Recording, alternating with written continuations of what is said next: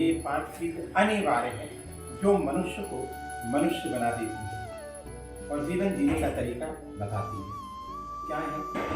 पहला, इंसान का रूपवान होना, ये गुण होना अनिवार्य है। दूसरा, मनुष्य का वेद शास्त्रों के प्रति ज्ञान रखना। तीसरा, मनुष्य की 7 पुस्तकों से रक्त शुद्धि। चौथा, अच्छा कर्म। और 5वां, अच्छा ज्ञान। लेकिन इन 5 में भी सबसे महत्वपूर्ण क्या है? ज्ञान हो सकते हैं। आपको बताओ, इन 5 में भी सबसे महत्वपूर्ण क्या है?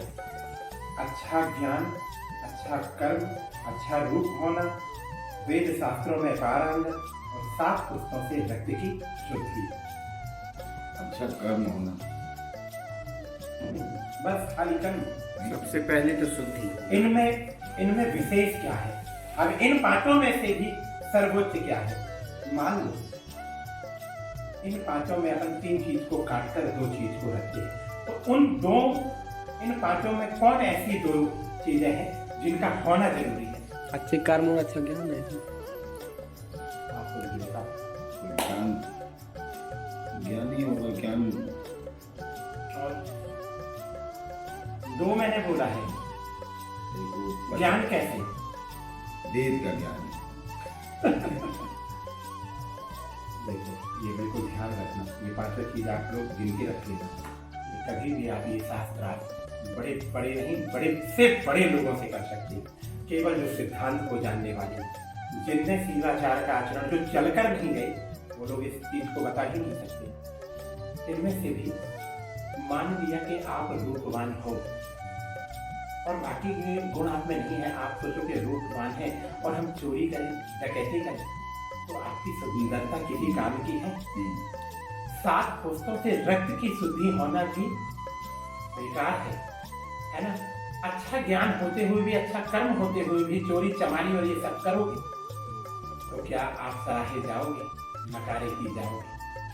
देखा जाए तो मनुष्य के जीवन में 2 चीज अनिवार्य है। 5 का होना जरूरी है, लेकिन इन 5 में भी अगर हमें किसी को चुनना है तो 2 है, अच्छा कर्म और अच्छा ज्ञान।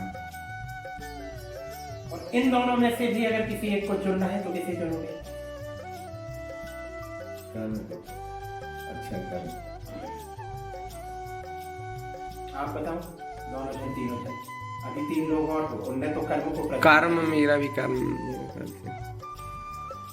अपनी अच्छी सोच, यहाँ सोच की बात नहीं है। ज्ञान और कर्म की ज्ञान बात और है। कर्म, इन दोनों में से किसी को सर्वप्रथम तो कर्म ही पर विधान होता है। कर्म अच्छा रहेगा तो ज्ञान आएगा। ज्ञान होगा तभी तो कर्म करेंगे। बात बोला, यही बात सत्य है। ये बात बोली। ज्ञान आप बताओ किसको बोलोगे? ज्ञान ही बोलेंगे। हाँ, ज्ञान जब रहेगा सब लोग तीनों के तीनों पलट गए। उनने अगर उसको बोल दिया तो हम तो कर्म लेकिन को उसका प्रमाण भी लो। आप प्रत्यक्ष बताओ कि ज्ञान क्या, फिर कैसे ज्ञान? कर्म को आप छोटा कैसे कह सकते हो? तो जब ज्ञान होगा कि अपन को कोई कर्म करना है तभी तो अपन कर्म करेंगे। क्या लेकिन करें? जब उस चीज के लिए अपन को ज्ञान ही नहीं है तो अपन उस चीज को करेंगे कैसे? ये तो ज्ञान की प्रधानता है। अब गीता को अगर उठाकर देखो तो उसमें क्या लिखा है? कर्मण्येवाधिकारस्ते मा फलेषु कदाचित्। मतलब कर्म प्रधान बताया है गीता में। ठीक, भगवान ने किसको प्रधानता दी है?